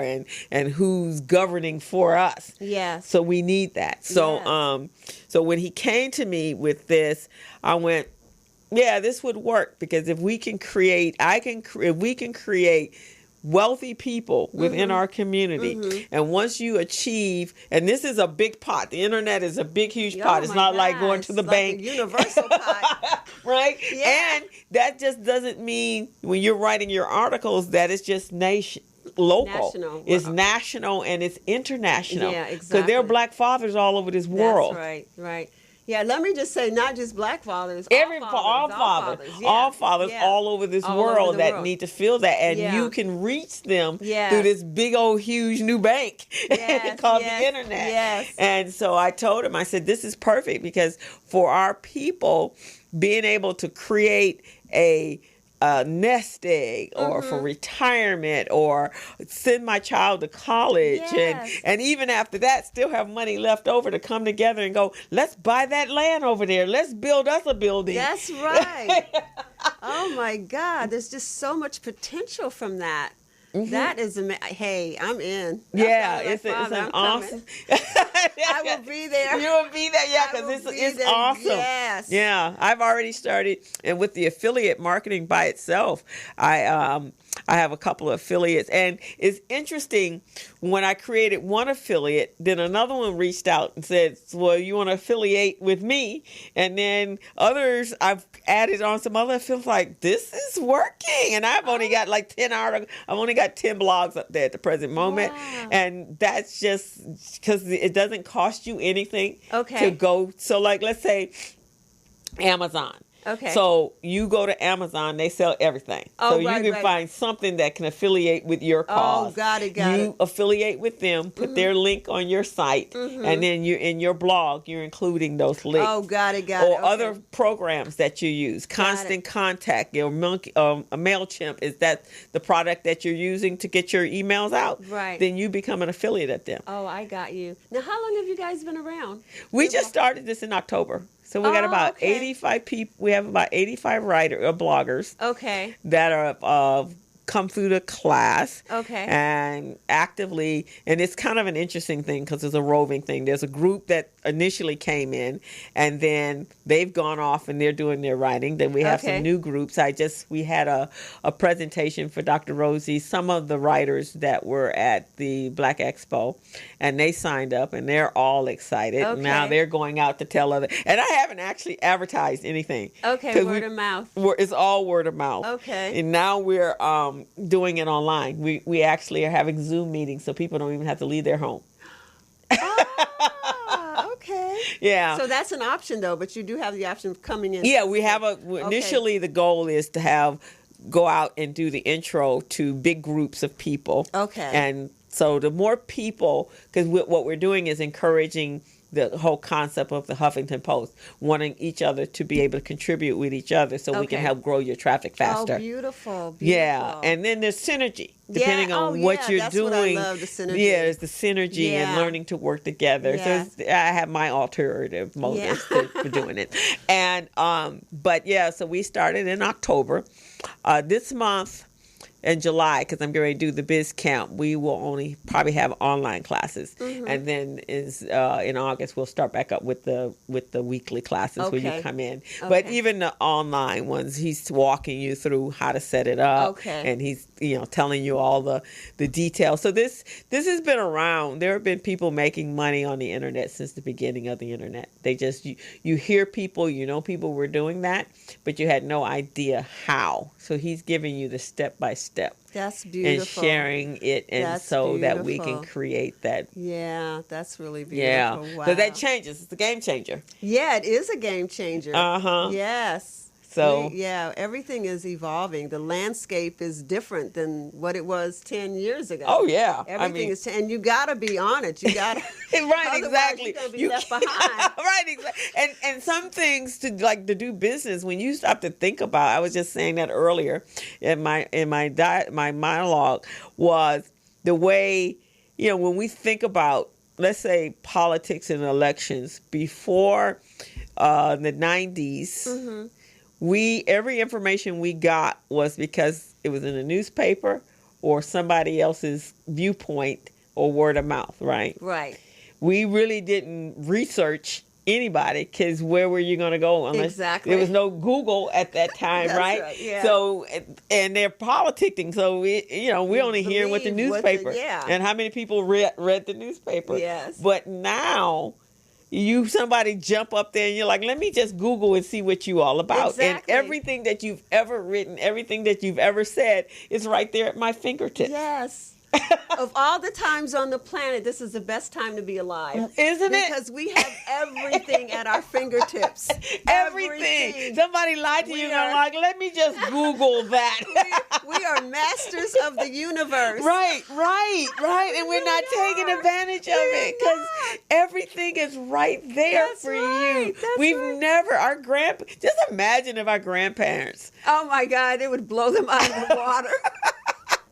I was saying something to Jackie the other day. It's like, just imagine if Muhammad was alive today.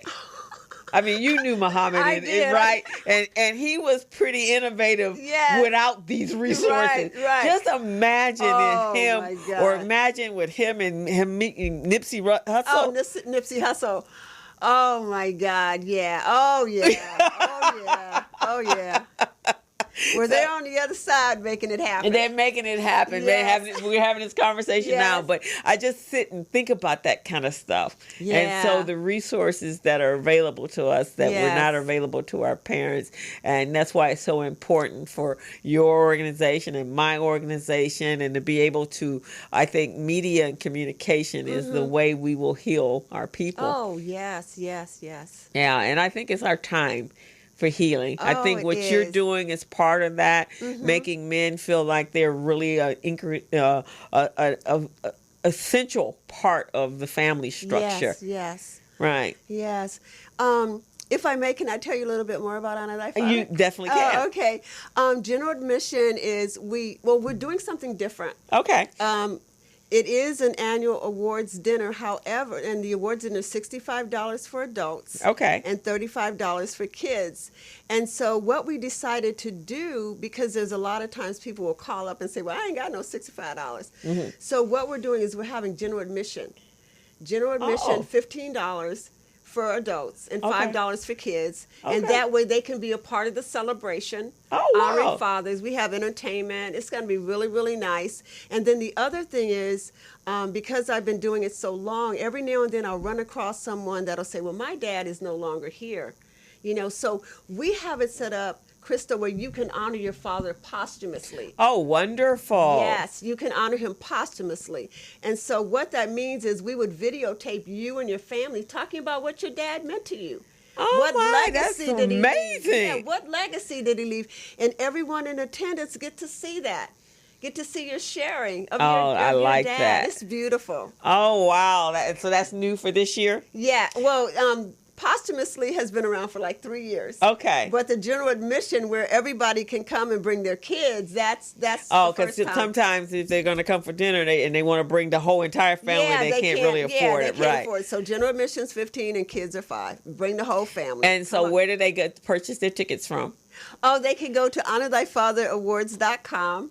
Or they can call us at 310, this is a new number, Okay. 310-735-9984. Okay, so let's repeat that again, guys. 310-735-9984. So, guys, you really want to be there. You want to take your father. This is a great way because usually people don't want to go out to dinner somewhere for Thanksgiving. Oh, yeah, because it's too crowded. It's too crowded. It's too crowded. Go make her place crowded. That's right.